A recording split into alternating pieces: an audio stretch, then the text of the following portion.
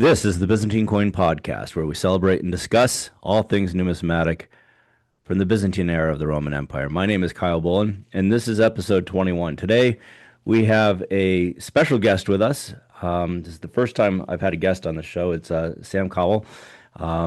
He is a Byzantine coin collector. He had a very, I think, famous late Byzantine coin collection that auctioned at NAC. And he also is involved with the new L5 platform. Today, we are going to go through a couple coins that I have featured and also review the Byzantine selection from the latest Triton auction, Triton 29, which goes off in January. But looking forward to going through that. Sam, how are you? Yes, good. Thank you for having me on. It's an honor. I'm looking forward to it. It's going to be a blast. Always fun to talk shop, talk Byzantine stuff. So looking forward to it. Yeah, me too, man. And you also have a podcast, Drachmas and Denarii, and you've had me on there many times. And it's a very successful podcast. It's got a great audience. So appreciate you jumping in here. And I it's owe you. nice. Yeah, you've been on there a couple times now. So Yeah, time to return the favor. yeah, no, no, very awesome. So it's nice to have somebody else to talk on these things with. So looking forward to going through things with you. Um, the first update I had on episode 20, I featured this Constantine IX histomenon. It's a rare type with a crescent on the cross above the globus cruciger. And went through the population report on it, and there were three that I didn't know anything about. I recently had a visit to the American Numismatic Society and looked at the Offhauser catalog as well as the Poise catalog, and this coin is not one of those two. They didn't have what the fixed priceless 70 from Waddell in 1997, so that's sort of where I think it is. I don't know that it's that, but wanted to update on that as to where we were. So hopefully I'll get access to that Waddell fixed price list at some point. Yeah, it's a rare variety. I'm not sure I've actually seen that before. A little bit before kind of the era where I'm most active in, but yeah, it's a pretty cool variety. Yeah, from what I understand in reading Fue, they talk about he speculates that this came out very early in the reign. There was a couple different types that came out early in the reign before they standardized. Um, so there's not many of these. Dumbarton Oaks only said that there was two of them known. Of course, Hmm. more have come to market since then. Now I think we have this at 32 examples total now. So still very rare, but not as rare as two. Have you seen discussion on what it might mean or symbolize? I kind of wonder if that's reflective of like an actual artifact from the imperial court of his regalia, or maybe just the innovation of a cellator. Yeah, I don't know. Because the staff that he is holding also seems to have a sort of That a frill or yeah. Triton-like look to it too, or something like that, right? And there's another variety with just the staff like this and a normal Globus crucible that is more common, but still a little bit different than the standard ones. So I found it interesting. I got this coin at a coin show. I knew it was a rare type. It's on a massive flan. I mean, it's gigantic. Wonderfully engraved too. The Loros looks really beautiful there. Yeah, yeah, it's a nice Nice coin in depiction. hand. There's a scratch on it, which it sort of takes away a little bit from it, and there's a small edge split at like 12 o'clock. But overall, it's a really beautiful coin, and it's something special to see in hand, I think. So I was very happy with it, and I enjoyed the research. Yeah, hopefully you can find some provenance then Yeah, with I that think last it's catalog. I think it is the Waddell coin for sure, but I'll have to see it first before I can be 100%. Um, the next coin I wanted to talk about, this is a coin that I bought at the fun show in the summertime, and it's a Manuel Trachy, and it was filed and it has graffiti, and I bought it because I liked the toning on it. It was sort of a whim buy for me. I had sold a bunch of coins, and this I saw this, and I was like, well, all right. So I picked it up. and then I got it back here, and I was kind of like, it doesn't really fit in my collection, and it's been filed. So I decided to crack it out and was going to consign it to auction, and I sent it to CNG, and they came back and they said it's a forgery, which surprised me given the fact that it was slabbed. Um, but they said they ran it by Barry Murphy, and he said it's a known forgery. And then I sent back to them. I was like, well, it wasn't a slab, and it was in a heritage auction. So this is an interesting situation where, NGC doesn't guarantee the coins, but the market sort of assumes a guarantee on it. I'll reach out to the dealer that I bought it from and see if he'll take it back. I've done a fair amount of business with this dealer before, so we'll see what he says. But I did crack it out, so is that on me because I cracked it out? I still have the ticket from NGC, but it's an interesting situation because NGC doesn't guarantee the coins. I can't go to NGC to get my money back. Although I would And think for heritage, they should offer a refund for that. And I don't believe their authenticity is contingent on the slab. But I have to check their terms. But I would think, in principle, in theory, I would hope that the coin being fraudulent, that they would offer a refund to the dealer who could then offer a refund back to you. I'm sure they would, but I think they have to actually get it the refund from the person that bought it from them. And this is like from a 2017 Heritage auction, so I'm sure Ah, it's okay. passed through a couple different hands. So I guess it would have to go back down the chain. I mean, otherwise I could just call Heritage now and say, "Can you refund this?" I mean, I paid a little bit more than what it auctioned for, but not much. I doubt they would refund a party, though, that's not the original buyer. I don't think so either. And it puts the dealer in a weird situation because the dealer is like, well, yeah, I mean, if it's fake, generally they'll take it back, but you broke it out of the slab too. I mean, would they have even have questioned it if it was still in the slab? I don't know. Hmm. But it's an interesting situation. I know on Aaron's podcast they talk a lot about NGC and how they don't guarantee the coins. I mean, he's talking about, big money coins. This was sort of a, you know, not insignificant amount of money, but it wasn't a big money coin. So we'll see what happens. I'll reach out to the dealer that I bought it from and see what he says. Given the fact that I broke it out, if he pushes back on it, I don't think I'd push back on him too hard on it, but it's one of those things that just because you have a coin in a slab doesn't mean it's real. Um, Yeah. you know, and things slip through. I mean, And it's a pretty good fake, all things considered. I mean, looking at this now, I would say that, I mean, unless I was alerted to that fact, I probably wouldn't have immediately jumped to that conclusion that this is a fake. I mean, the style maybe on the reverse is a little bit off, but still, I mean, they even have sort of imitated the double strike on the obverse. yeah, and they threw a little graffiti on there, but they said it was a brass fake, Hmm. and known fake. So, and I'm inclined to agree with them. I mean, having handled the coin in hand and now looking back on it, I'm like, yeah, it probably is not real. So, um, but it's an interesting situation in our hobby where NGC has become sort of the gives the papal blessing on things as to whether they're real or not real or no decisions and stuff like that. But they really don't offer any kind of real guarantee on it. Um, Yeah, it can be odd also. I have seen authentic coins come back that weren't slabbed for a oh yeah, variety of yeah. reasons. So yeah, they certainly aren't perfect. But I will say, I mean, in general, they seem to get things right. I would tend to trust their judgment on most things, but yeah, this does go to show that they do make mistakes and slip up every now and then.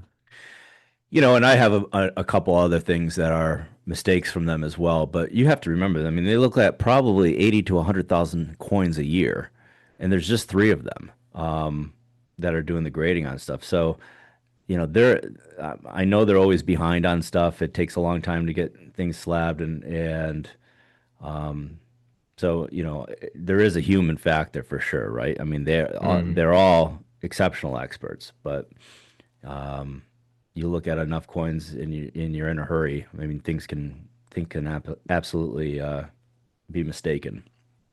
So I told CNG don't bother shipping it back to me. I'd pick it up at New York International and you know figure it out from there. But I'll So reach you're out. confirmed to be going to NYM? Yeah, yeah. I'm expecting to go the first 2 days, Thursday through, and then probably leave Saturday morning.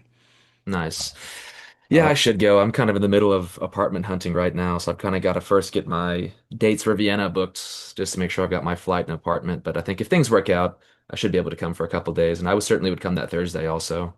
I feel like if you go to the show, go Thursday or don't go at all is the way I see it. yeah, I mean, what Thursday is the early bird pricing, so they hit you up for more money on that. But um, that's it's You always still good have to the get fresh there sooner. inventory. I mean, the dealers pick over it before that, but still. Yeah, I mean, and it's strange too with fun happening what a week before that, or maybe a week and a half before that. I can't remember what the exact dates of fun are. A lot of those dealers are already going to be sort of going through each other's stuff already, anyhow. Yeah, I don't know how many Europeans come over for fun, but we'll I see think what less, but still the good bit. we'll see what happens. So I can't do fun and New York, and New York is much easier for me to get to. But hopefully you can make it. Yeah, it would be fun. Yeah. So we'll see what happens with this coin, but just wanted to highlight just because things are in a slab doesn't mean that they're always going to be real. Next coin I wanted to talk about, and Sam, I talked with you about this one when I was looking at it. Um, this is a Justinian II first reign Tremissis from Naples. Um, Dumbarton Oaks doesn't have this one, but they reference this coin. Um, MIB has this coin illustrated, and then Sear has this as an uncertain Italian mint. This is from the ex Prince von Furstenberg family collection from Caen in 1932, and as I said, it was plated in MIB3. Some hefty provenance right there. Yeah, Quite the and illustrious piece, although very rare. So I suppose that, especially for the plating, I think isn't this unique? yeah, so there's four of the type known, Hmm. but not with the same sort of legend structure, or the same kind of imperial portrait. Um, there's three. The three others are in the British Museum collection the Hermitage and at the Hague. Um, and there's pictures of those, and I've looked at them. But yeah, from a die perspective, I think that this is unique. Um, but one of the issues was this came up on MA Shops, and the dealer actually had it referenced the MIB on it. And I sent it over to you to take a look at it, and I started looking at things, and it looked a lot like the MIB coin, but not Not 100 exactly not so. 100%. So the dealer's pictures, and I'll show them in the next one, highlighted some of the graffiti on the reverse. If you look at this picture here that I have, this is the picture on the right, which is, I guess, sort of darker. That's the MIB photo of it. And then the picture on the left, which is sort of lighter, is the actual photo from the con auction. And my guess is Han, when he went through and was doing plates, took a photograph of the con auction photo and then cut it out because you can see there are little things that are different on there. Um, you see, look at the bottom on the obverse versus the bottom on the obverse at the actual con sale. You can see it's a little bit longer, but it's essentially the same. It's the same picture. It's just cut differently. Mm. But it doesn't highlight the graffiti on the reverse, which was a concern when I was looking at this. And then as I started to search more into it, I realized actually how rare this was, and that it it's next to impossible that there's another coin on here that's minted the same way with the same flaws on Double both die the match. on both the obverse and the reverse. It's just not. So I'll show you the dealer's pictures. These are the dealer's pictures here, and you can see it highlights this graffiti on the reverse that's not on featured on the con sale or the Han plate. And one thing to note is that even in the 1930s, it was easier to photograph a clay, what do you call it, cast of a coin because photography was expensive, and if you tried to photograph the gold on its own, it would wash out. So they photographed clay cast, but the clay casting didn't always pick up stuff in on the coin, especially something that was superficial. And then once I got the coin, I looked at it, and you tilt it in the light a little bit, and the graffiti goes away. So it's definitely a superficial graffiti. You can see So even on the obverse, the border around like 3 o'clock is pretty much matched identically between the plates there, the auction plates, and the photos of the coin. So I think like little flaws like that add up to where, I mean, it has to be the same coin. yeah, I mean, I think that it is, and they don't list the weight both in con and MIB. You know, a lot of older auction catalogs didn't do that.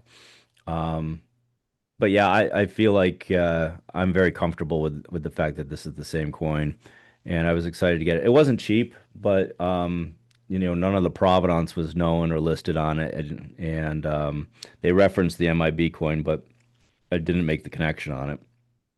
And so I was excited to get this, and this is a rare one with some awesome provenance that I added to my collection.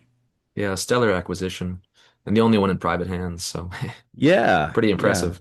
yeah. I was pretty excited about it when it came through. And you and I and a couple others, we have a sort of a network of people that when something like this comes along, we can bounce it off each other and get an idea of what it looks like and what it doesn't. And I know you had sent it over to somebody that at CNG, and he didn't think it was the same coin.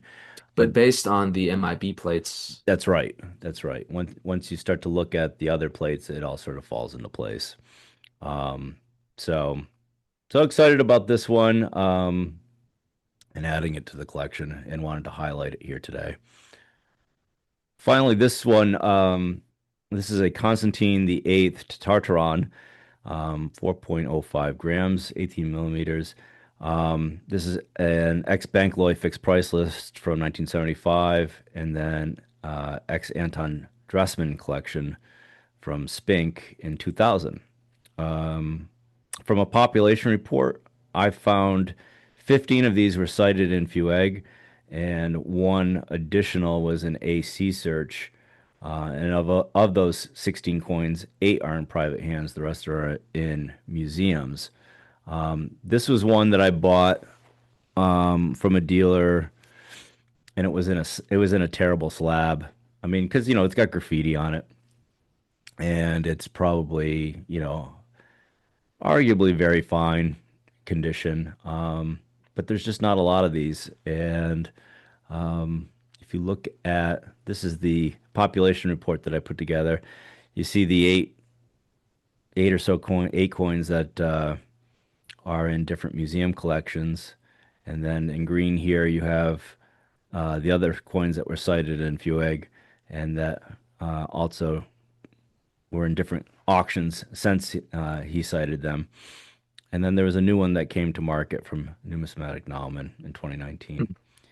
So 16 coins all in total. Eight of them are in museum collections, so only another eight are available to the public. But I think that's good provenance, and I like the coin, and they are rare. There's not many of them was in it AC was it search. listed with that provenance? It was not, no, Yeah, no. that's a good find. And that's sort of one of the things I look for is sometimes you'll see dealers, especially in the US, they'll slab the coins and they'll slab really, really special coins, and they don't know that it's special, and the slab really anonymizes them. I mean, it unless it's in a mint state 5 of 5 holder or has a star, you know, those are the ones that are on demand. So if you have one like this that's like in an extra fine holder with graffiti and whatever on it, it just sort of it doesn't make the coin special because it's not saying it's special on the plastic, right? So if you Hmm. can find coins like that and do a little research, you'd be surprised. You can find some really amazing coins with amazing provenance um, that are in just terrible NGC holders. Yeah, I Um, paid for my master's degree that way, actually. There was an NGC holder that had a Tremissis from, they put the incorrect mint on there, and I recognized it, bought it, flipped it to CNG, and then with that money, I was able to live in Vienna and study for 2 years. So, yeah, I if you was get, so if you find some incredibly good ones, jealous. I was so incredibly you can go jealous of far. that coin because I remember when that coin was on eBay, and I remember trying to haggle with the guy over like a couple $100 instead of just buying it, and I didn't. And and then it showed up on CNG, and I couldn't believe what it ended up going for. And so that was awesome. That was really awesome. That was a coin that I was definitely jealous of. But it goes to show, look beyond the holder also. Because if you had just gone off that label, you would have thought it was a different type. But Well, that's sometimes right. scratching below that surface does help. Yeah, I mean, if you're just buying, and so, I mean, it's talked about quite a bit. There's two markets. There's the slab market, and then there's the normal sort of regular market. And the slab market, if you can manage to get your coin in a high designation holder, um, people are really bidding on that kind of stuff. I mean, dealers too. I I Mm, I I know for a fact dealers like they know that a slab coin with a star or 5 of 5 is going to command a premium, so they'll sell it for a premium, or they'll look for those as opposed to. I mean, dealers have to resell, right? And if you're reselling only to U.S. Clients that want slab coins, well, that's what's gonna sell, right? At least for the higher dollars. So it's an interesting duality, but and also on the topic of no guarantee, like my general policy is if it's below AU, almost uncirculated, I tend to just crack them out of the slab because the slab doesn't add value. But in that case, you can see that even sometimes, you know, keeping them in the slab could be maybe beneficial. But I well, tend and to then agree. Certain coins will have additional value just because of the grade they have. and even if you keep the slab ticket and you send that back to NGC, there's no guarantee they're going to grade it the same way. So not only are they not guaranteeing that it's a genuine coin, but they won't even guarantee the grade that they gave you the first time around, even if Mm, you provided the slab. Now, I know for a while they did uh, like photo grades and they issued a card with a photo grade. I don't know that they would honor that. I mean, their thought process is it came out of the slab, somebody could have done something to the coin. yeah. Um, so we have to kind of go back and look at it. But I've said this on other podcasts. Grading is a point in time exercise. It's based on what you're seeing and what your standards are at that time. So you could look at this coin or a coin and be like, "Wow, that's beautiful. I've never seen one like that before," and give it a star. And somebody cracks it out and sends it back in, and it could come back as, I've seen a bunch of these, and this is just not that great. So it's a point in time exercise for sure. Yeah, almost like gambling to a certain degree. I've seen that a lot with modern coin collecting too, sort of crack out challenges, buy a coin that's undergraded, pop it out, send it back in and try to get a better grade. Oh And yeah, people can make yeah. money doing that, but it just kind of defeats the whole purpose then. I mean, isn't the whole idea of a graded coin system that they would guarantee certain grades for each specimen and there shouldn't be any variety or variability? Like even the fact that you could crack the same coin out and get a different grade on it, to me, kind of invalidates the whole system. But I will say, I do think that, I mean, on the topic of the fake coin earlier, they are pretty good for authenticity. And generally, I would feel better about a coin being slabbed than not being slabbed if I was uncertain about authenticity. That would be a pro for me. Yeah, there's certain types that I definitely would feel the same. Like I know, like Romanus the Thirds. Exactly. Yeah. That comes to mind. Some of those fakes are just amazing from the Beirut school, and like I'd feel better knowing that NGC took a look at that coin and had a ticket. Now I prefer to have my coins out of slabs. There's some that I can't break out of slabs because it would be financially stupid to do so, but um, you know, it, some types I definitely wouldn't mind having NGC having taken a look at because there are some pretty good fakes out there on different types. And I think also it does serve a nice purpose in also bringing modern collectors into the ancient field. I think it does make that transition a lot easier, which is nice. Well, that's how I got involved. I was a U.S. collector, and True on Instagram, right? Wasn't what was it, whiskey and coins? yeah, 'Cause I whiskey, think wine, and I actually knew coins. you on Yeah, Instagram before I ever met you in real life, and we'd only made that connection, I think, years later that that we used to DM on Instagram. Yeah, yeah. It's I was big into U.S. coins, and I liked the Byzantine history. I liked ancient history in general. Um, but I just didn't know anything about, how to detect a fake or buying one. So, having NGC slab a coin allowed me to sort of put some money behind it and feel okay about it, right?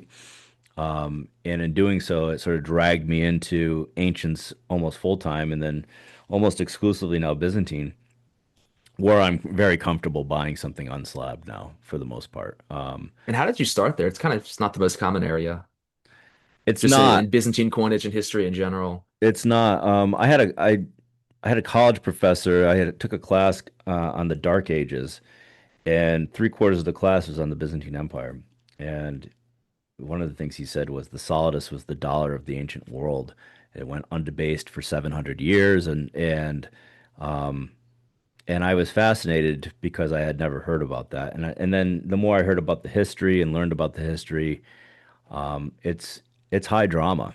Um, so I like that kind of stuff, and I didn't really I couldn't afford anything back then, but I remember looking at some stuff, and I got back into coins in my late 30s when I had a family, and then, God, I bought my first Byzantine coin was a gold solidus of Phocas.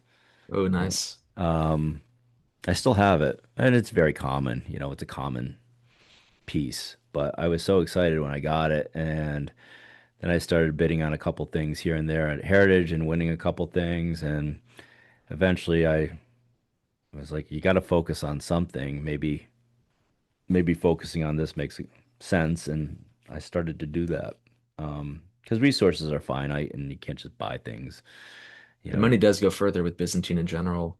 That's how I got specialized too. I used to collect some like just Greek and Republican, but I kind of realized that at the time I was in high school, with my budget, I could only afford Trachy group lots on eBay and Bidder and yeah, things like that. So I ended up going to the late Byzantine route just because it was so cheap. So many went unidentified, but yeah, and worked and out in the long run. and all of those have taken off, right? All it's They bronze, have, yeah, bronze as well too. I mean, you're seeing bronze. I see it at some of the budget auctions, but then you see them at like Loy or CNG, and they're getting real gigantic fights. bids. Yeah, I mean, I've kind of been collecting less in general, almost just because of that. I just can't bring myself to pay some of these prices for 13th century coinage just when I know 5 years ago it would have been a fifth of the price it goes for today. It's crazy, isn't it? Yeah. Um, and I'm sort of like that where right now I'm really only buying stuff that I know that where I know like provenance or something special about the coin that's not necessarily listed. I very rarely compete for provenance that's listed. So like let's say CNG, unless it's like some amazing coin that I feel like I really want, and maybe I can stretch for it. But if CNG put out something with known provenance on it, it'll attract all sorts of bidders, and I can't compete with that.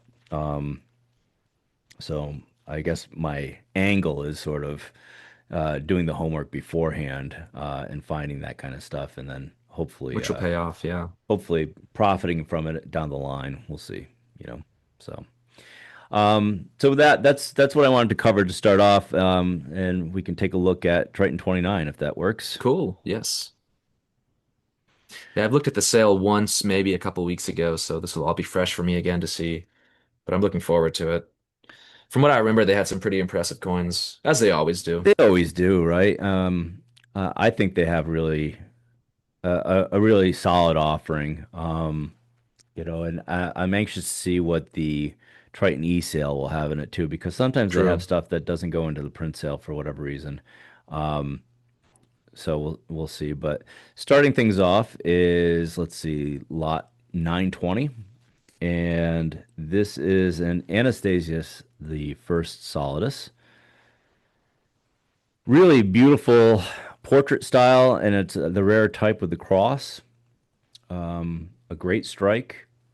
I think it was 4.39 grams. Yeah, that's what it says.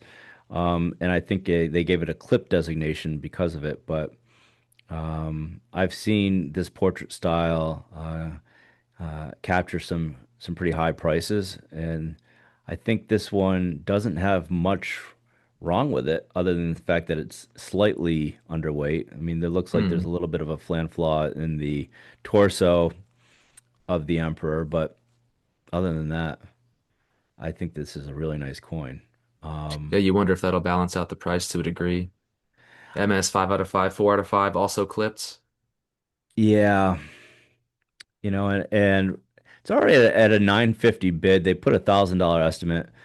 I mean, I've seen these in major auctions like this go for $2,500, but I've also seen these in major auctions go for like 16 or 1700. It depends on Hmm. who shows up.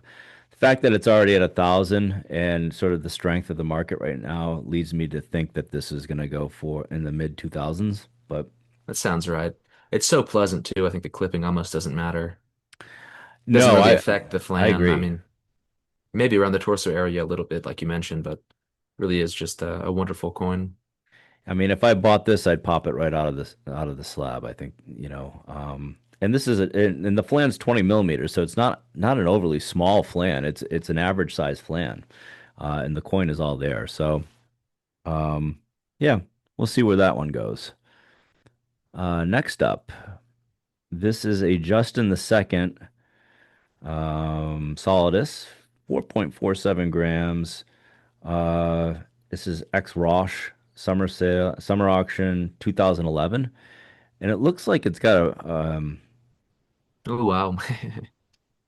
a brokerage on Yes. it or something like they Or are. triple struck perhaps. Yeah, and I know these air. Yeah, look at that, and you can see that the head rotated to about 3 o'clock on the first strike, and I know some of these air coins a lot of times get a pretty good bid. Hmm.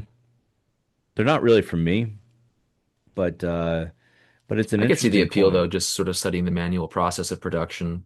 Sort of if that's Yeah, your what you like about coins, I could see how yeah. this would be a pretty neat example to own. Well, it would be a unique example, right? I mean, I don't think that there's anything else like this out there. Hmm. And it's full weight. It's on a pretty large flan at 21 and a half millimeters. So, we'll see what Yeah, happens. pretty Was that the second interesting. one? Yeah, it was. That was the second one. Um, it's currently at $450. They have a $750 estimate on it. I mean, it's going to go higher than that, but these are pretty common coins. It's just very uncommon with the striking error on it. And I've been surprised too. I mean, I don't really follow bullion prices that much, but I think gold in general has gone up significantly in the past couple months. And I have noticed for the solidity in general, they actually are pretty expensive now. I feel like from what I can tell, the floor of like the cheapest Solidus you're going to find is almost 700, Yeah, just no matter what, which I don't know, we go back 2 years, it was like 400 baseline. So I I'm not think sure if that's based on the bullion price or what, but prices have gone up. Yeah, I think at gold at 4,000, your standard Solidus has about $640 worth of gold in it. Um, you can get some of these things pretty close to melt. Um, yeah, and prices have got up from the common stuff though. It's the, I mean, I think that these were going for like 640, $700 several years ago, and I think maybe not this auction, but I think you could pick up a type like this, maybe not in as good a shape or whatever, but for probably about the same price. Yeah. But yeah, I mean, bullion prices are crazy. Silver's over $60 right now. It's crazy. $60 an ounce. I mean, I remember when silver was like four. Oh I wow. mean, I was when I was a kid, and stuff like Yeah. that. So it's pretty amazing. We'll watch this one and see where it goes. Next up is lot 922. This is a Justin the Second lightweight solidus of 20 siliqua, and it is 3.74 grams on a 20.5 millimeter flan, and it's X Helios 7 from 2011. These are rare. Um, the OBXX examples of 20 siliqua are very rare. The portrait quality isn't not great. Um, Hmm. And it looks This like they're, style seems pretty weak across the series overall. yeah, yeah, I agree. And kind of surprisingly, I was looking at a couple of these a while back. Constans II actually has really fine artistry and engraving for his lightweight coins, but I think Justin II in general, just sort of very shallow engraving, not much depth. I agree. They're not the greatest. His provincial mints, I did actually a better job, in my opinion. The Alexandrian mints and Ravenna mints made really nice examples for Justin II, but the stuff that was coming out of the capital was on the weak side for sure. You know, this coin's got some issues on it. There's graffiti and it's sort of a weak strike, but again, it's very rare. Hmm.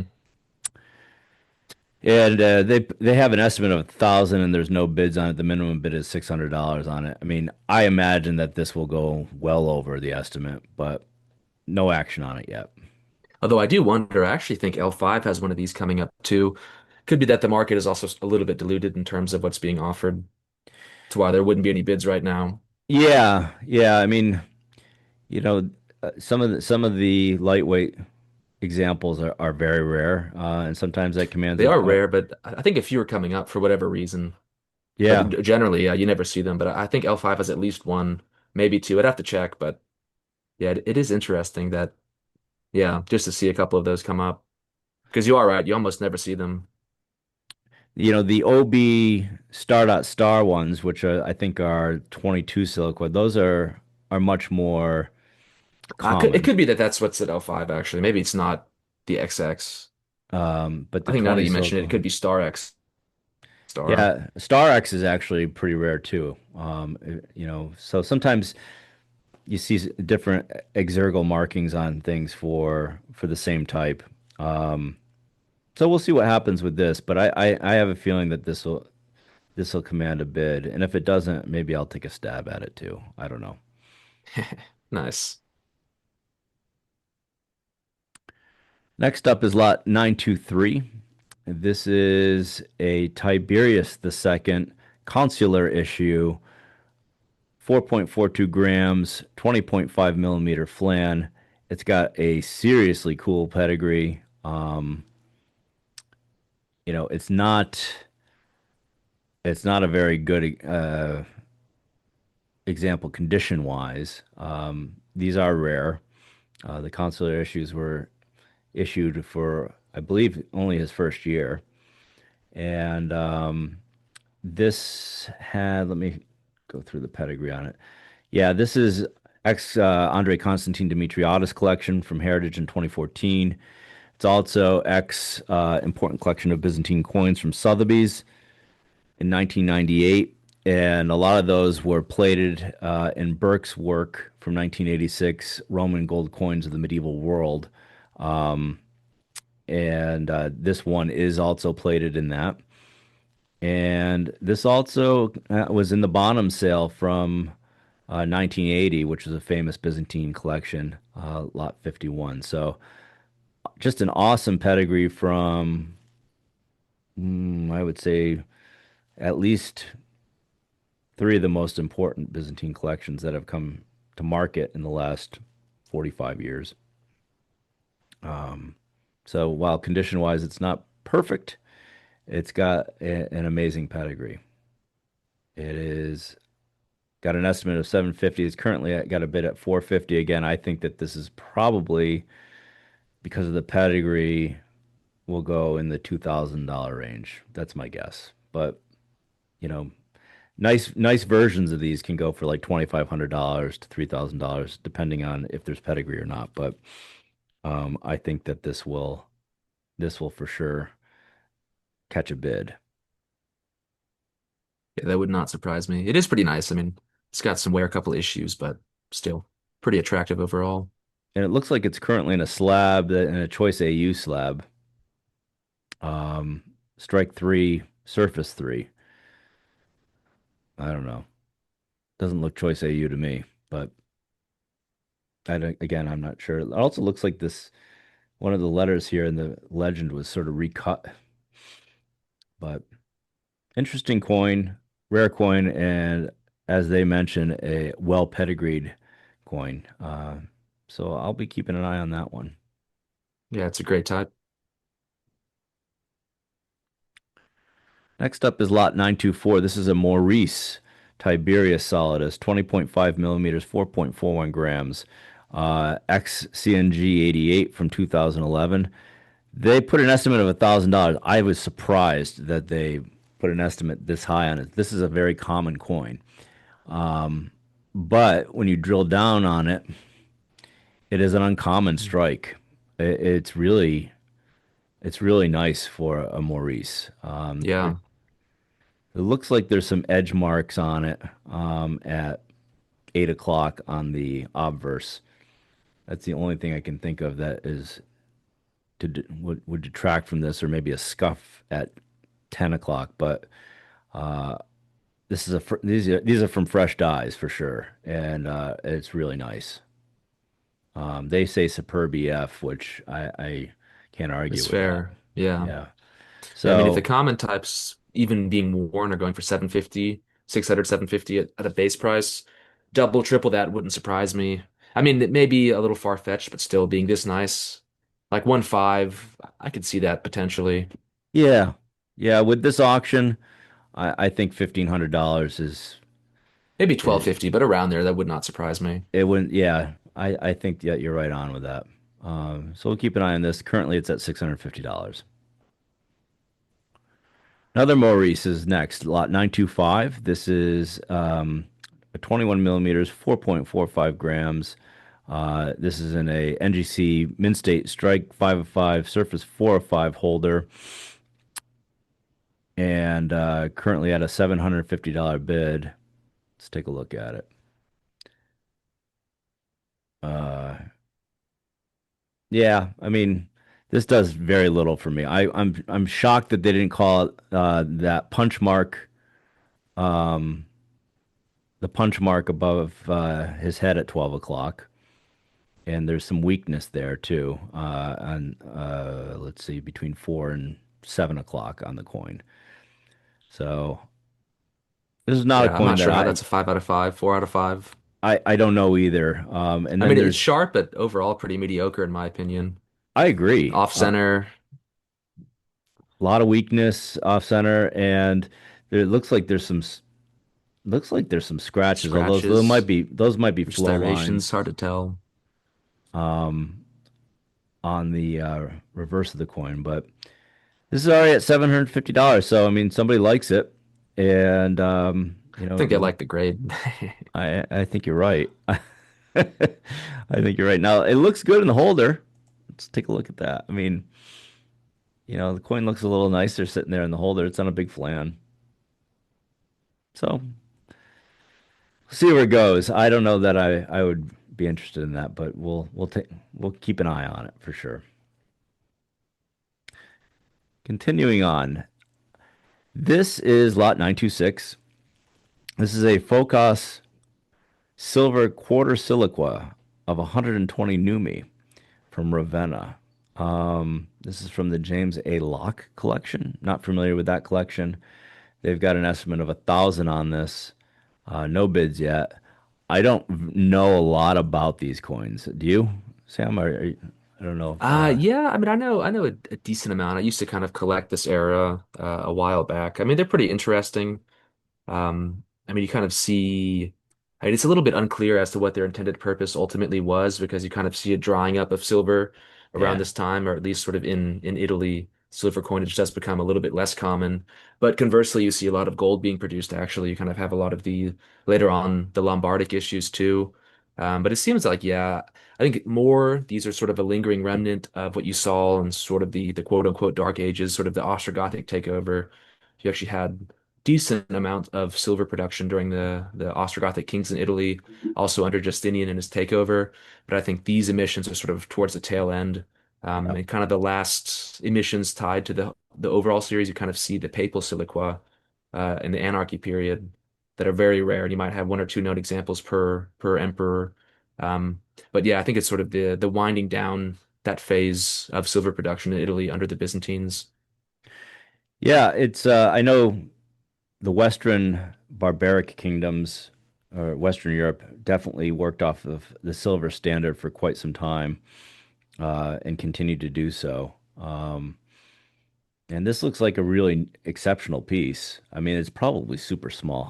It's Hmm. 10 They're millimeters. very tiny, Um, like the size of your pinky fingernail, yeah, about yeah. that size.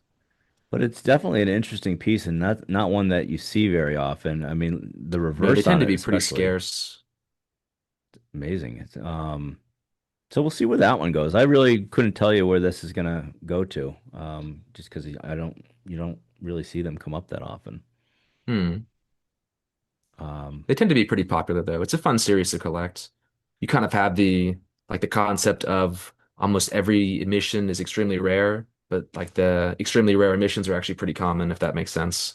Like there are a lot of very rare types in this period, so it can be fun to collect and kind of see what you can amass in terms of what yeah, surfaces. no, I'll be. Although typically you do see provenance on these, so it's kind of surprising that there's none here. I mean, these kind of are of a coin type that does tend to have provenance, at least back to like 2010 to 2000s at least. I mean, looking at it, they're very well maybe. It looks well toned. Mm. That's what I was thinking. Could be like an old collection It cabinet could be. toning. It could be. And given the fact that it's small and well, I don't know, it's small and from Ravenna, it might not necessarily be in the standard auctions that offer Byzantine coins. It could be in any number of things, but um, yeah, I'll be interested to see where this goes for sure. It's an interesting coin for sure. Yeah, I've not kept tab on prices, but that does kind of surprise me. It does seem a little bit high at the starting. Like if I saw that coin, I would guess like 450 on bidder. But maybe I'm wrong and it goes for a lot more.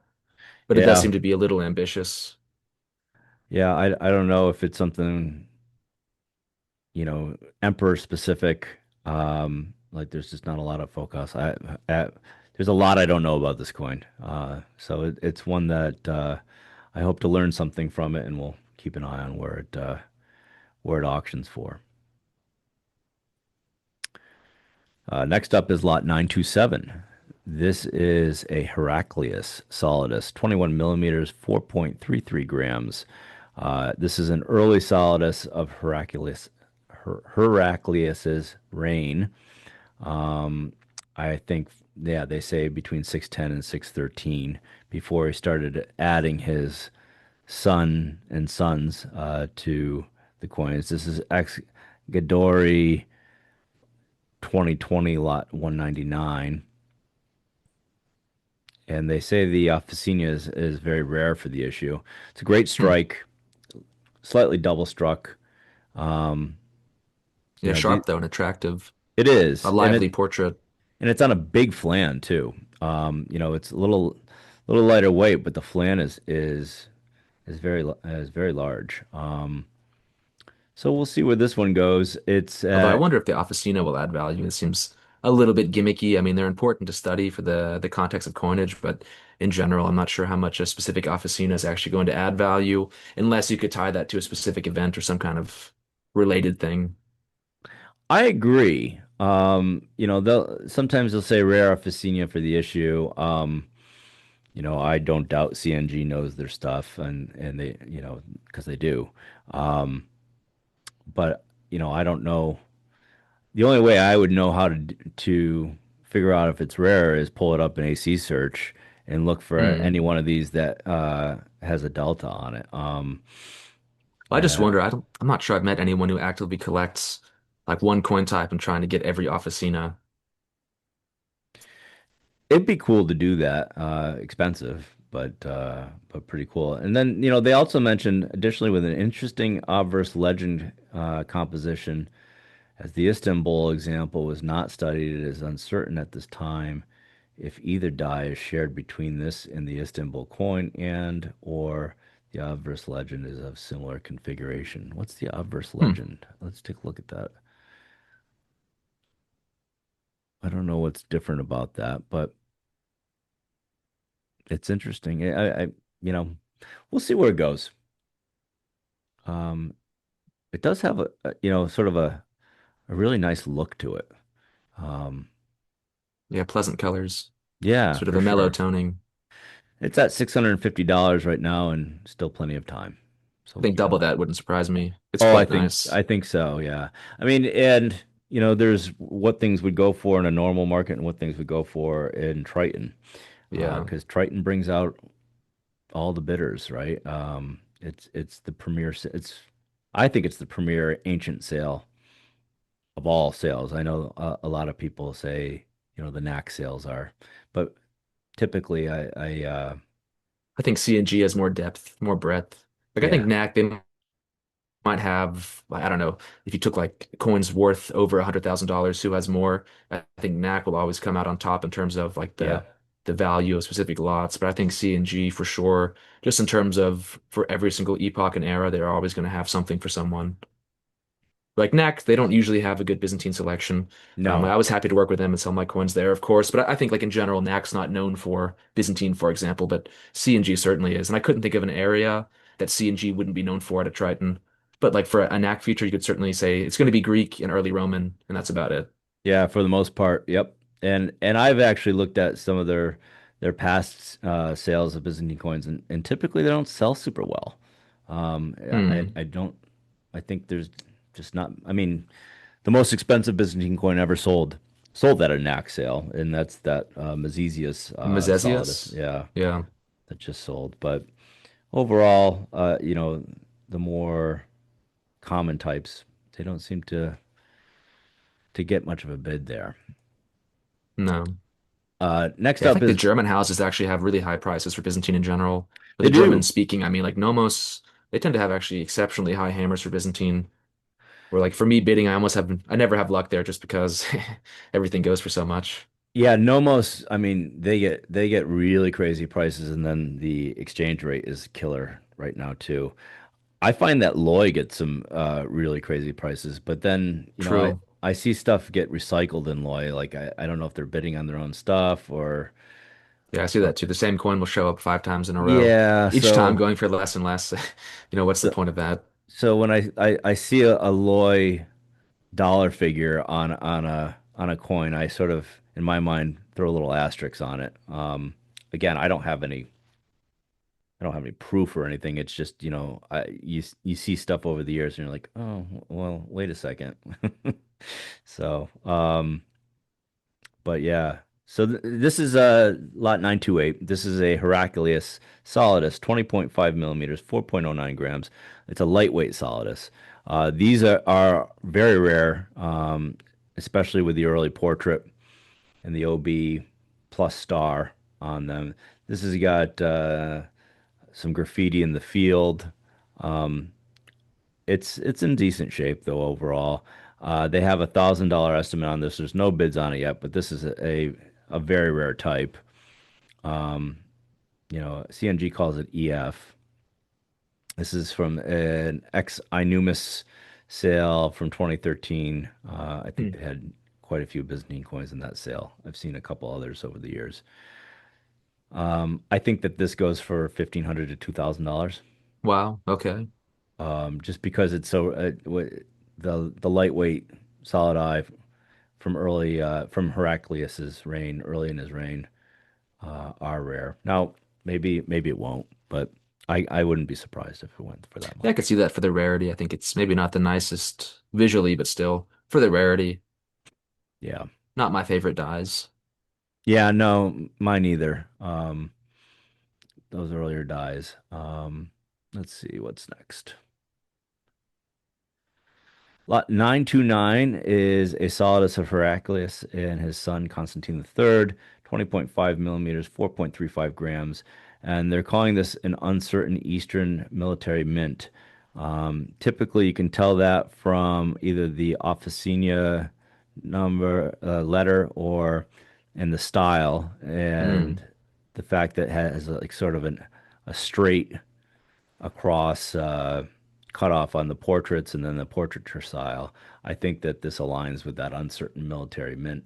Um, I know different references put it, some of them put it in Cyprus, some of them put it in um, Jerusalem, some of them put it in I'm always skeptical Alexandria. of that though.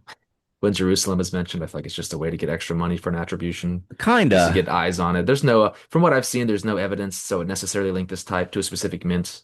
I like CNG's uncertain attribution. I think that's quite fair. just because like unless you found lots of hordes to actually date these kind of coins, there really wouldn't be any way to actually assign this to one specific mint. I Yeah, mean, like, yes, I agree. Jerusalem could be plausible, but there's no actual evidence that it should be the mint. Or it could be a traveling military mint. I mean, so much was Mm. just unknown from that time and not written down. Um, yeah, but I think I agree with your assessment on Jerusalem. You're seeing some bronzes pop up with like Jerusalem countermarks, and everybody's sort of like, well, is that real, or wouldn't it be that hard to sort of put a fake Jerusalem countermark on something and then Yeah. all of a sudden And get those coins have been going for a lot. huge money, right? And I don't know the answer to that, but having a cynical mind sometimes is a little helpful when you're Yeah, the looking ones at on like bidder, this. right? Yeah, I forget Yeah. which house it was, but like just one auction house, nowhere else. And they've suddenly had a bunch of these examples that seem to be fetching high prices. Yeah.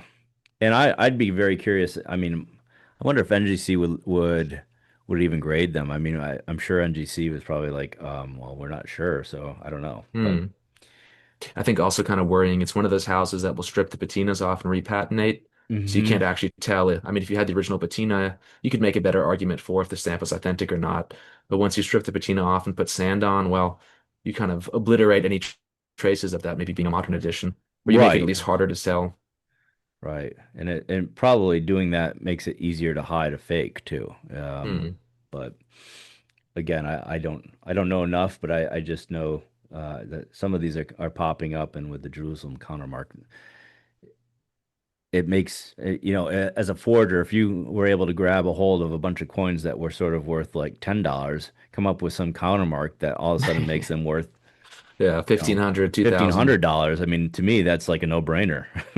But if you have that skill set, but Hmm. I don't know. So we'll But I see where guess this one the flip goes. side being in favor of authenticity, maybe they did find illicitly a group of these in one spot, and that's why they have more than one. Could be, if they were re-tariffed.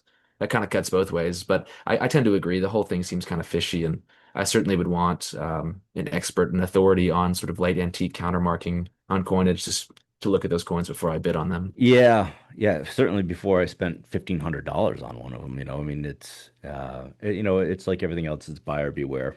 Um, and do as much homework and research as you can before you do make your purchase. This also says light graffiti on the reverse. I didn't see much I on didn't there. catch that. Yeah.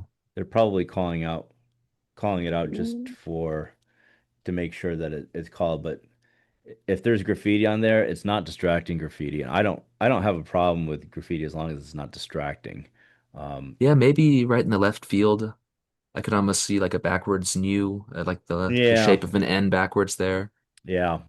Maybe I'm not sure. That must be what they mean. And again, sometimes things get you can't see it in the light in the photograph. It could be more Um, evident in hand. That's yeah, true. yeah.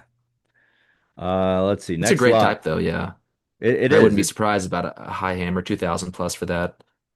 Yeah, they can go up there, and sometimes they get missed and just thought of as sort of a common Heraclius. So yeah, I could see that going up around that range as well.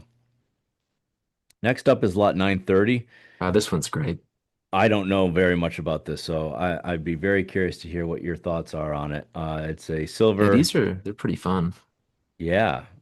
But go, I didn't mean to cut you off. Go No, ahead. no, no, it's fine. It's a silver eighth of a siliqua from Rome, um, 30 Numi, 8 millimeters, 0.29 grams. I mean, this thing is tiny. They say approximately 10 to 15 known.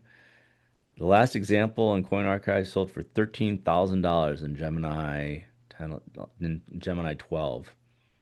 Now, I This will is say for this general series, 10 to 15 known is actually incredibly common okay. for the sort of 8th century, 7th century Siliqua there at the Mint of Rome. That's actually a very common type to have that many known. The majority are usually known by one or two types, if that. Wow. But these are really fun. There's actually not very much known about them. It's, I don't know, sort of a bit of an enigma there.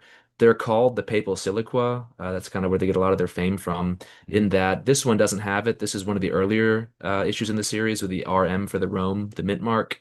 Yeah. But later ones actually have monograms in the reverse that have been interpreted in various ways. And one interpretation of that is actually to read the monograms of certain popes onto the coins. And if that were the case, then that would actually have significance because, during this period, you have a lot of fraught relations between East and West. Soon after, you have oh, there goes my dog. Soon after, you're going to have iconoclasm, and sort of that will sever relations between the East and West. But if it is a papal issue, then you have sort of a rare moment in the medieval history where you actually have peaceful relations between the Patriarchate in Constantinople and the Emperor, and then also the Pope. But that's controversial. Other people read just different messages out of the monograms. But in general, because sort of the flashy papal monogram series sells better, that kind of Yeah. has been the attribution since. But I'm forgetting his first name. I think Michael O'Hara wrote an article about these a while back. It's actually really excellent. I mean, kind of besides reading the papal monograms into the coins, which I'm not sold on, it does a very good job of laying out the known examples, the known types, sort of studying the monograms and whatnot. But yeah, it's pretty interesting. I think the majority of these were actually found in an old pipe, a medieval pipe that was excavated, and they found sort of stuffed into a pipe, or maybe it was a brick, like I think 200 of these or so.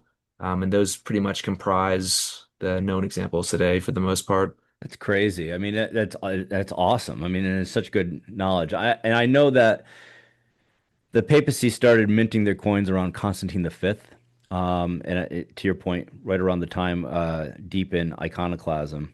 But the Byzantine hold on Italy had been slipping for quite a while, and you know, from hey, I think the papacy at that point realized they could sort of break out and do their own thing, and even look to have the Franks or different Germanic kingdoms more as their sponsors going forward, as opposed to imperial authority, because it had slipped so much in Italy. This is of course a couple emperors, several emperors before that time, but it's fascinating stuff, and your background is amazing on it. Where do you think it's going to go? Yeah, I don't know. I mean, sort of just being in a Triton sale, they had, I mean, it's not necessarily comparable, but they had a more rare, more interesting issue of, I believe it was Anastasius II a couple Tritons ago that Hmm. went for about, I think, maybe 16 or 15,000. But that was the second known, the only one in private hands. I I see. mean, this one again, I'd have to check. I'm not sure where they got the 10 to 15 known. Like that comes across to me as unusually common for the series.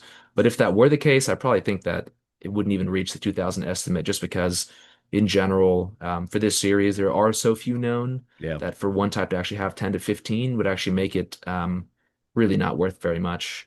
And kind of a counterpoint, I actually owned an example of a little bit earlier of an issue of Constans II, the same style of the Rome mint mark on the reverse, but that one being kind of damaged, also about 10 to 15 known, was worth like 500 to 600, just for a comparison. Now, Hmm. this being a later issue will have more value, but really, I think even the current bid is a little bit surprising.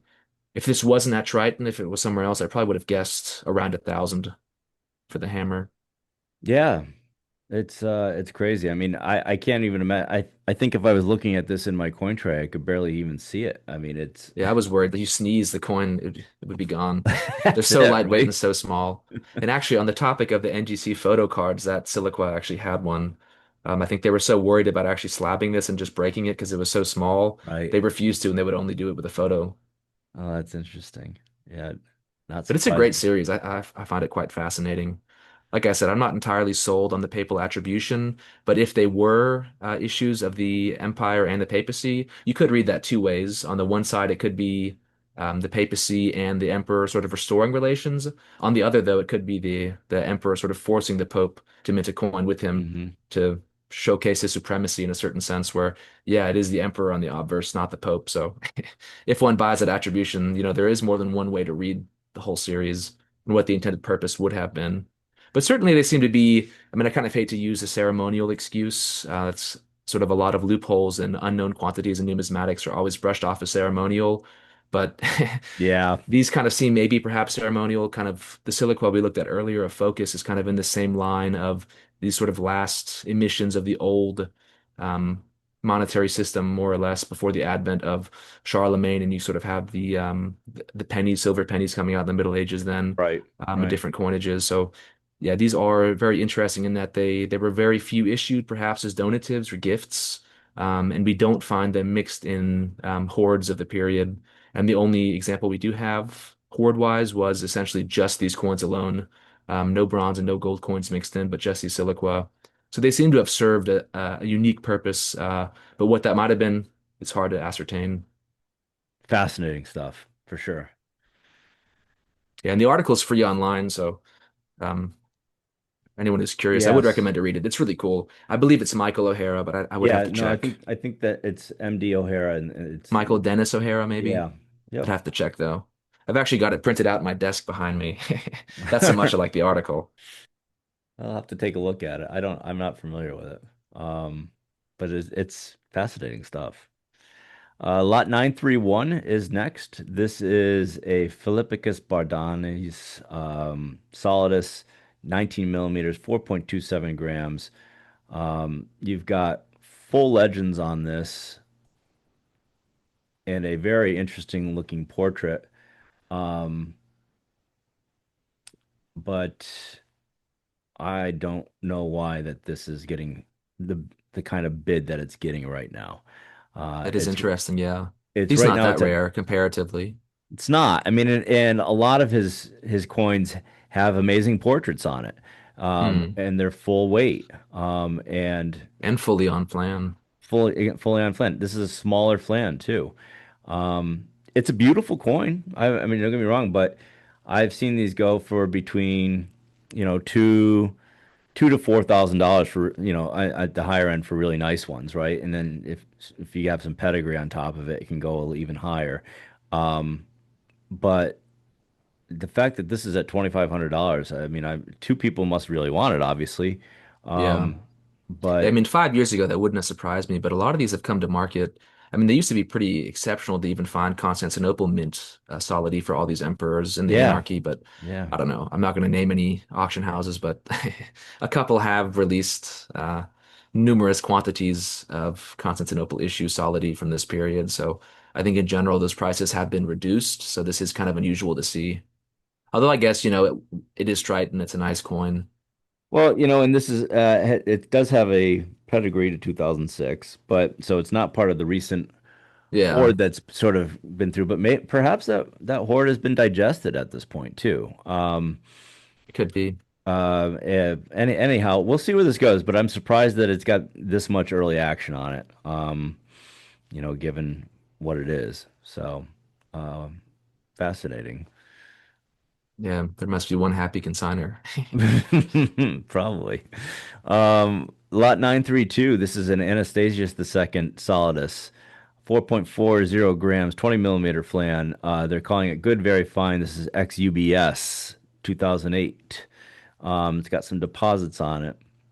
I wonder if all these are from one collection. I haven't noticed a name or a tag, but you kind of have a lot of these sort of early, middle Imperial Byzantine solidi, all Yeah. with provenances from around, let's say, 2006 to 2013, 2014. It Yeah. wouldn't surprise me if this is one collection Yeah, it hitting could be. Triton. Could be for sure. You know, nice portrait on this. Uh, Sort of the legends are a little cut off. Um, it's let's call it full weight at 4.4 grams. Um, yeah, it could probably benefit from a little cleaning. Yeah. But Although I honestly prefer this coin. I like his bust style better, even being the yeah, worst coin. If I had to pick this or the previous slot, I would choose this one.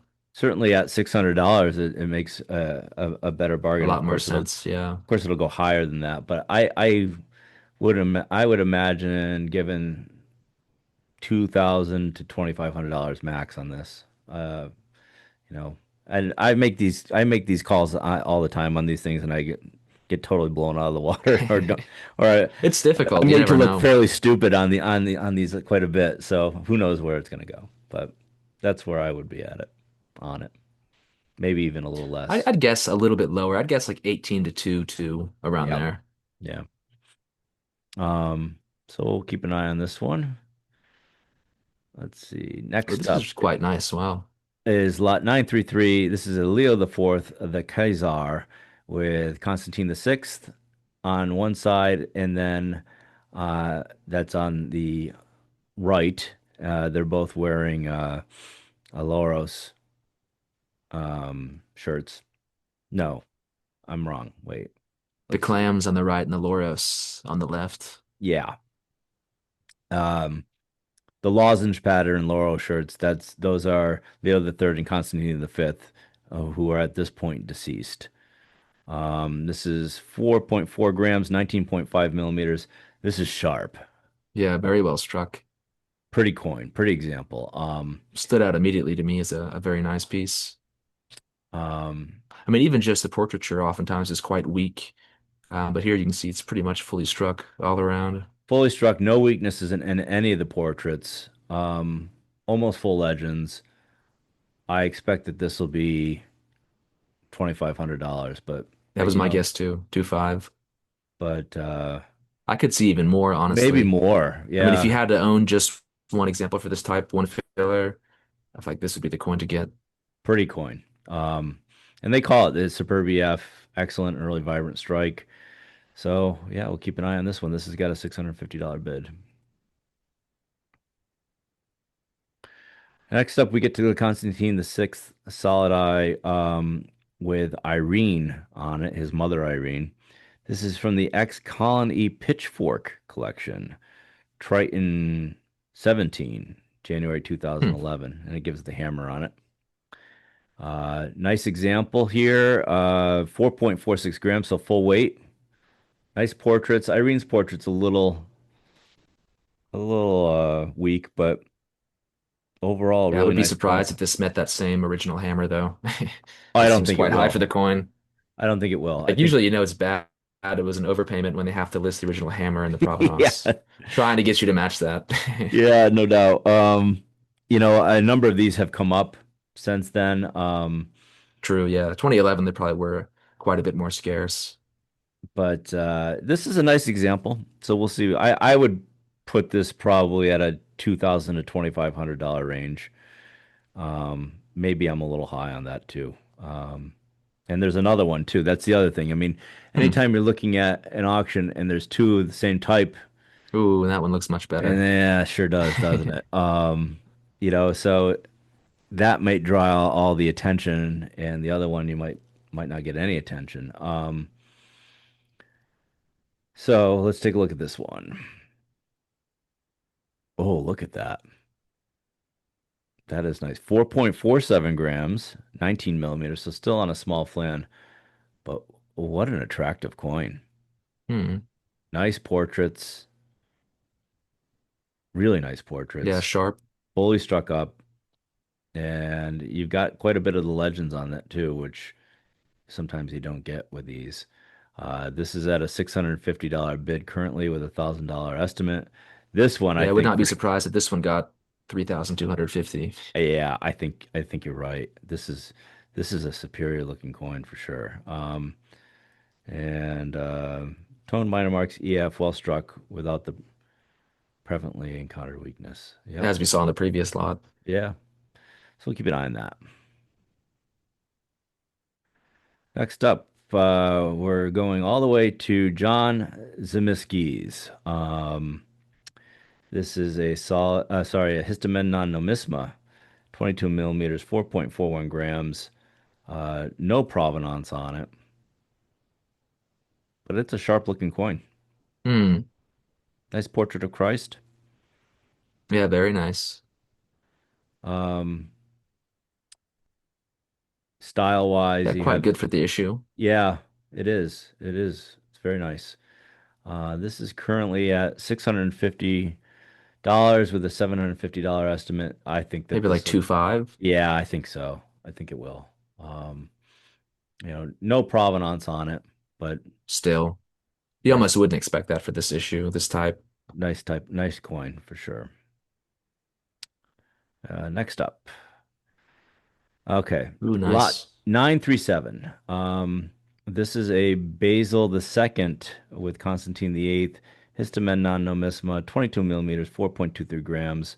Um, this is an extremely rare variety. Only one is known to Fue. This is actually one of my consignments. Um, Yeah, I was about to ask if you had one. Oh, this is yeah, yours though. Wow. yeah. I consigned two Basil the seconds out of my collection for this. This is the first one. Um, It's a this was handsome one. obverse. This was one that I realized it was a very rare variety. And we'll see what the market thinks of it. I'd say But it's it, promising now, already at 1.5. yeah, it's That's already quite a good sign. it's getting some action for sure. And there's only one of these known to Fue, so there's rarity there. And it's in decent shape for the type too. So we'll see where this goes. I've got my fingers crossed. Um, Knock and on wood. Yeah, we'll see what happens on it. And then the next basil that is also mine is basil the second. This one is Tetarteron at 4.07 grams, 21 and a half millimeters.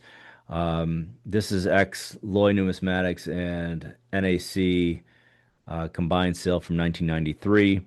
This is also plated in Fewegg and and Fewegg cites only two of this variety known, and this is one of two.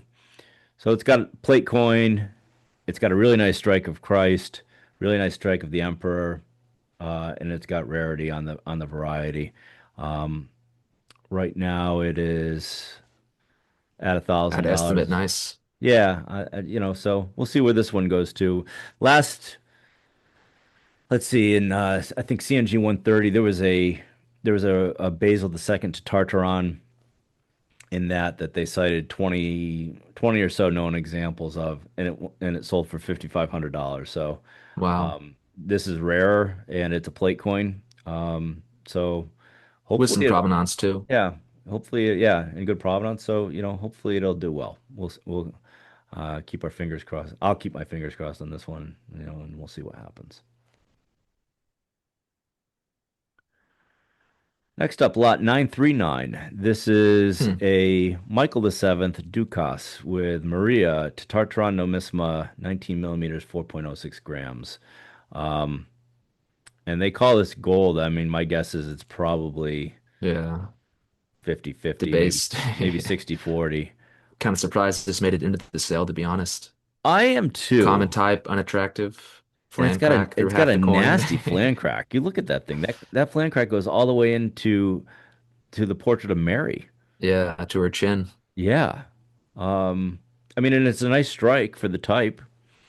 Uh, but yeah, Seems more like an e-cell coin. no bids on this at a Not that 750 estimate. surprising. Not surprised I'm sure here. it'll get picked up at opening, but still, Yeah, I wouldn't go crazy on this one. I mean, it's a lovely strike. Um, but that crack is so distracting, though. I'm not sure I could appreciate the artistry. well, and then is the coin stable? I mean, Hmm. if you start moving it around or do stuff like that, is the thing gonna split in half? I mean, then where are you on it? So I agree with you. I'm surprised that this made it into the sale, but we'll watch where that one goes. Okay, Oh, we're this is in great. we're in your area here now because I'm Yeah, this definitely this must either I haven't seen this coin before. It's either a flip from bidder or the source that was posting this type to bidder consigned okay. one of these to CNG. But it's actually an extremely rare type that pretty much was only known from I think a single example owned by Dumbarton Oaks. One or two examples that pretty much hadn't seen any come for sale in a number of years, a number of decades, and then all of a sudden, I think maybe six or seven hit bidder. Yep. In varying states, there was I think two fully intact and then maybe five or so that were fragments. But it's overall a very rare type. This one is actually the most complete I've seen in terms of the actual flan preserved, but not the nicest of the strike. And so I kind of wonder here, maybe someone might be, I mean, they're not practicing, deception is the wrong word, but if you weren't following the bidder auction where these were listed, without attribution, you would know that a number of these had actually hit the private market. So I could see someone potentially thinking that this was the first example to come for sale, not knowing a wider distribution is going on, and then spending, a price that reflects this being the only one in private hands, as opposed Yeah. to the actual situation to where there are maybe seven or so out there. Interesting stuff. I mean, they also say it's got some crystallization, which is, Hmm. and it says fragile. Yeah, So, they were all in pretty rough shape. this is no bids on this yet, but very rare. Yeah, let me see. I might actually be able to pull up a picture on my phone real quick if I can find the uh the variety of what was getting listed. But yeah, certainly there seems to have been an illicit hoard found, and that was then distributed. Interesting. Let me see if I can find this. Well, that's fine. It doesn't matter. But yeah, a number of these have come out, and so I'll be curious. But you see, no bids already. That is pretty surprising. So maybe the people that actually are interested have been following bidder and are aware that Could be. Yeah. some of these have come out. And of course, the question is if, I don't know, seven of these came out on bidder 2 months ago, what does the next year look like, the next 5 years? Well, that's the always the going concern, right? It's like you see something rare and you buy it, and then but you're if there's no provenance, is it part of a horde where you're going to see a bunch of these come out and weigh on the market, and then you end up overpaying for something. And that's happened to me. Hmm. And it's just part of the game, I guess. Anybody who's got a horde of, in my case, Theodosius the third solid eye. You're not going to sell them all at once, unless Yeah. you're Loy, because Loy will sell 50 of the same things all at once. But I don't know. It's um, it can always finding a horde is always a something of a concern. Yeah. Put it that way. Yes, I'd be curious about this one. I mean, if there wasn't the ongoing dispersal of bidder and what was going on there, maybe I would be interested. But yeah, it kind of raises questions too of like magnesia. So I don't know, like a mint based in Turkey, like no provenance, dispersal on bidder. I don't know. Maybe a series to stay away from in that sense, just because who knows where it came from and who knows what's coming, so to And then speak. and then the other thing that concerns me, if there's crystallization and it's fragile, it's like, does this thing survive in your collection intact? I mean, not that I'm like throwing my coins around, but sometimes I These travel are with wafer thin coins, though. you know, Yeah. I and you're mean, not I've going to handled a get, lot of these. You can feel them flex between your fingers, just picking it up yeah, normally. You can just feel that flan. Like, yeah. if you get a muscle spasm or a twitch, could crack your coin in half. Don't know your own strength sometimes, I guess. I don't know. So we'll watch this one, see where it goes. Next up, lot 941. This Yeah, is this one was kind of interesting also at yeah, bidder flip. So I wonder if some consignor had picked up a few of these and is just giving them back to CNG, which honestly could be a smart move financially, I suppose.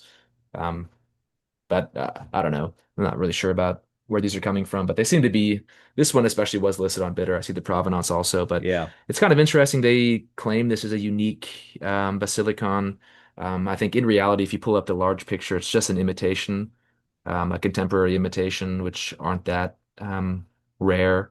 So it's kind of a little bit of a question of, is this really a brand new, unique type that hasn't been seen before, or is this just an imitation that, you know, is just some contemporary counterfeit?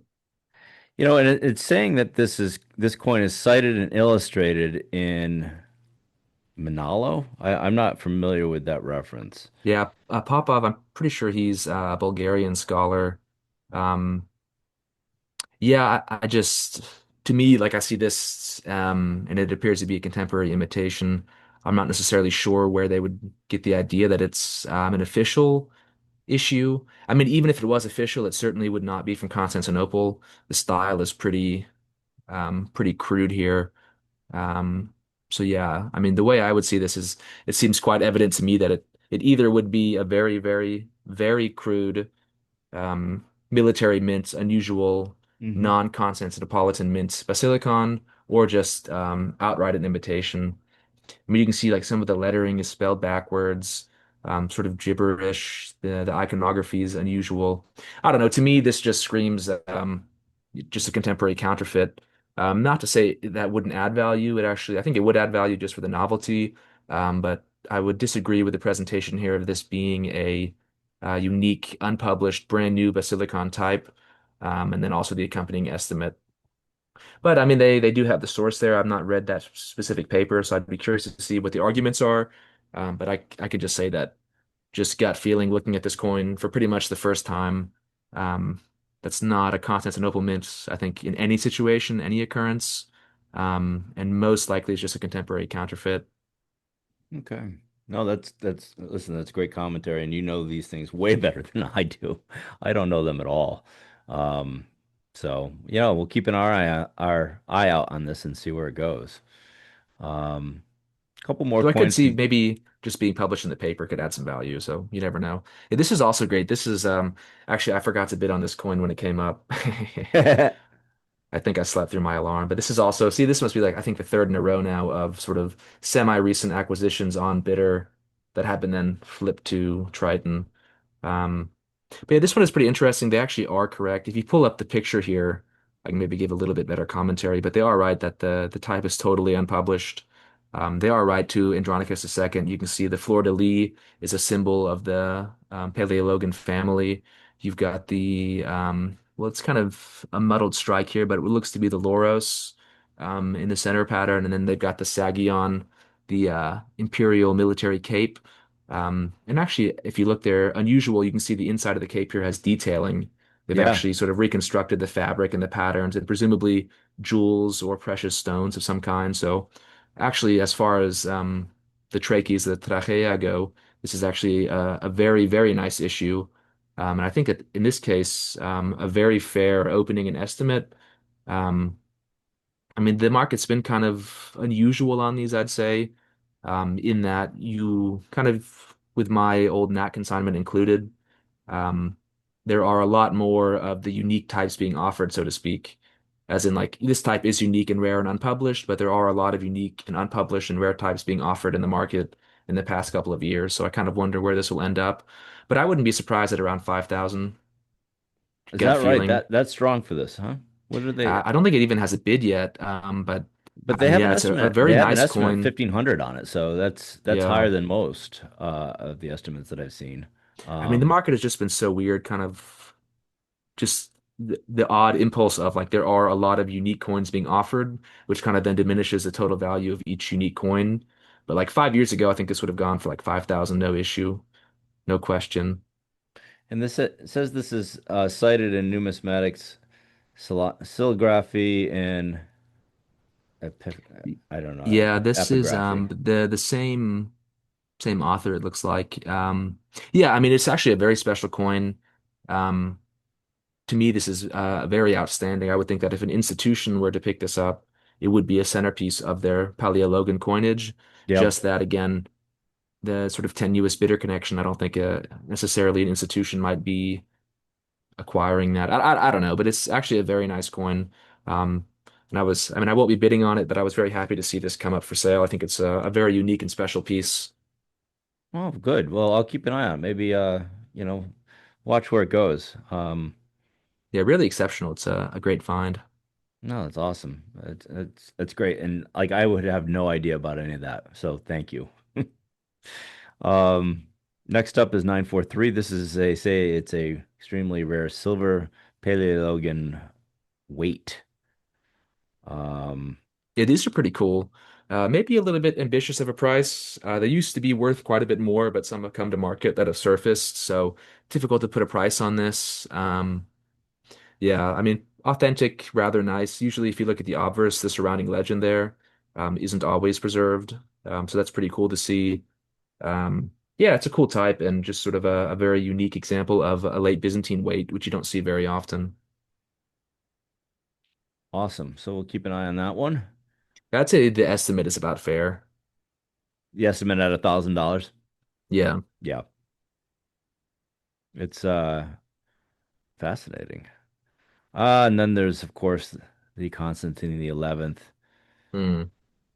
Stavraton, 21 millimeters, 6.77 grams.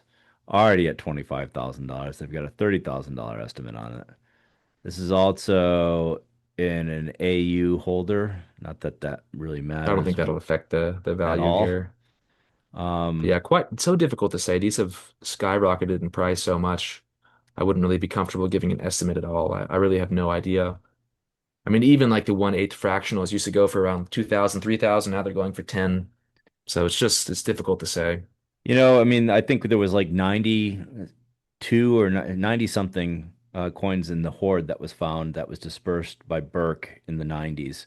Um, and they're crossover coins. You might not focus on Byzantine, you might not care at all about Byzantine, but you want to own the quote unquote last ancient coin. Hmm. It's part of storytelling. A coin with a good story always commands a premium no matter what, right? And this is a great story where it comes from. I mean, personally, these to me, no, they don't do really a lot for me. I would never really chase one.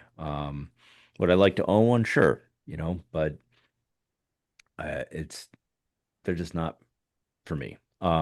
And there are some questions too.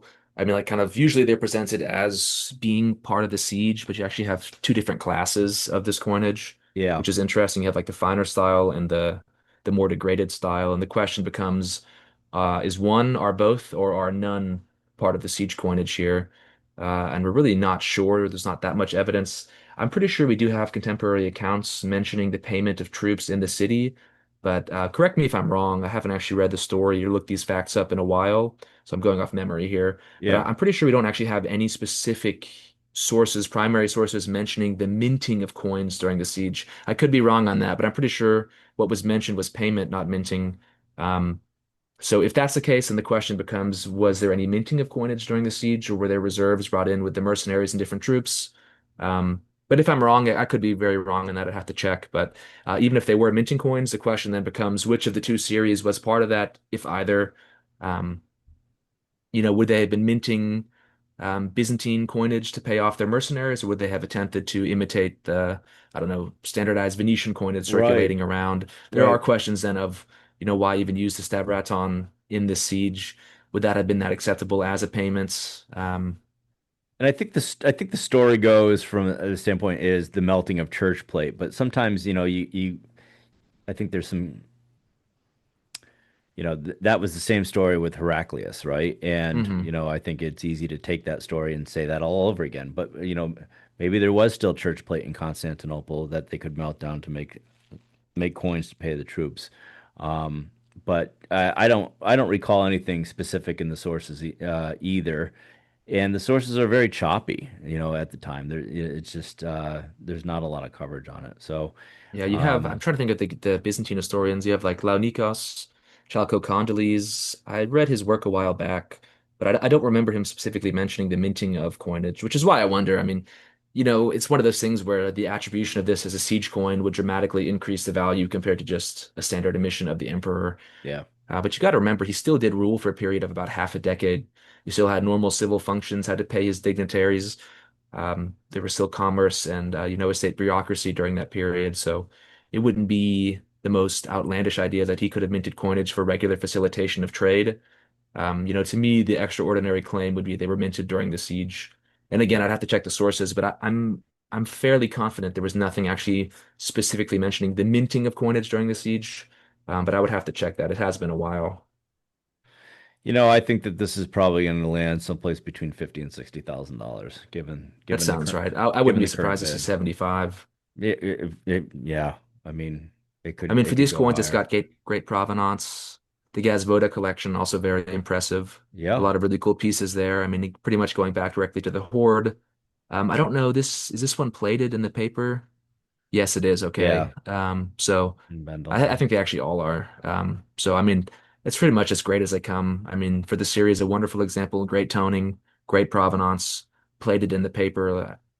I could see pretty much a lot of collectors wanting this sort of people that collect siege coinage, people that collect last stands, people that kind of just want to have one of all the most famous coins. Yeah, Um, yeah, yeah, there's a lot of different appeals here for this.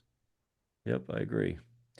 We'll watch it for sure. The last coin I wanted to highlight, this is not part of the Byzantine sale per se, but it's an imitative. Solidus, an Avar imitation of Heraclius and Constantine III, but it's pedigree to 1922. So it's the James A. Locke collection, which I've seen that on a couple coins in this, but it's also part of an important collection of Byzantine coins from 1998. And again, in Sotheby's in 1982, the Virgil Brand collection, and then part of the Max Fairvern collection from Adolf Hess in 1922. So it's got an outstanding pedigree. This is the type of coin that I would like love to own, but this is what I'm sort of talking about, where I'd rather find this in the wild, so to speak, without the pedigree, and then be able to find the pedigree as opposed to bidding on a known pedigree. Paying the premium up front. Yeah, it's already at 1,000, and I'm sure it'll go. I would imagine Yeah, it'll like go three three five maybe, three a couple thousand plus. thousand. Yeah, $3,000 to $4,000, I think probably. Um, but it's kind of let me post it up here. You can tell it's definitely a barbaric imitation. The legends are Hmm. blundered, and the style for sure on it. Um, you know, I don't know if this didn't have any provenance. I don't know that I would be maybe even concerned about it being a forgery, but I'm not worried that this is a forgery for sure, given the outstanding pedigree that it has. So it's really a cool and interesting coin. They assigned it to the Avars, who of course laid siege to Constantinople during Hmm. Heraclius's reign while he was fighting against the Sasanians. It was not a successful siege, but interesting. I mean, obviously they are putting the capital at siege and at war with the Byzantine Romans, but they still copied their money because their money was so universally accepted. Um, Hmm. so it's fascinating. The barbarian imitations are always fascinating. I don't know enough about them. I just find it interesting that everybody wanted to be they all wanted to be emperors. They all wanted to be uh, you know just like the Byzantines from a money standpoint. Yeah, So it's a that's cool all we piece, and I have. think it'll go That's for a I'm good sorry. Go bit. ahead. Did you have? No, I was just saying it's a cool piece. I'm sure it'll go for a good amount. Yeah, Great provenance too. I think so too. I think so too. So that's all we have. That is the Triton sale coming up in January. Still lots of time to put your bids on there. Bring your wallet. I'm sure that they're going to. A lot of these pieces are going to go high. The Byzantine market continues to be very strong, um, and I'm excited to see where this is going to go. The Nomo sale that went off previously, we talked a lot about some of those coins in a previous podcast. Their hammers were very, very, very strong. So we'll see where things go on this. But Sam, I appreciate you jumping on and Yeah, going thanks for through having me these. on. It was a lot of fun. This was a lot of fun. It's fun to talk Byzantine coins with Yeah, we should do it more often. yeah. No, I agree. So yeah, I don't know if you want to talk about L5 quick before we Yeah, I can give a wrap quick up. shout out.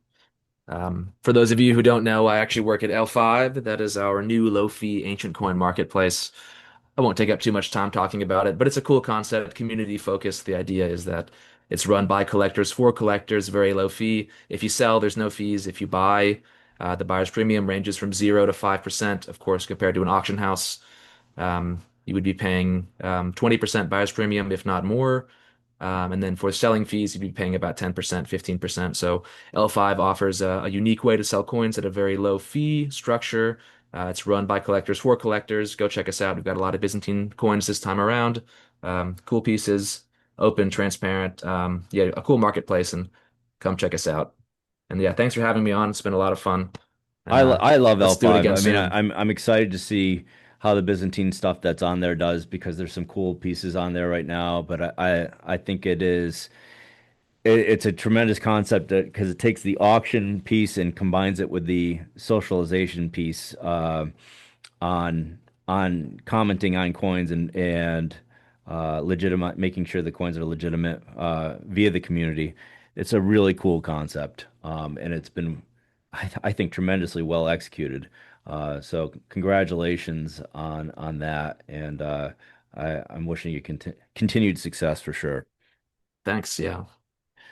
All right, so we'll wrap things up. Thanks for listening. This has been episode 21, and we'll talk to you all on episode 22. Take care. See ya.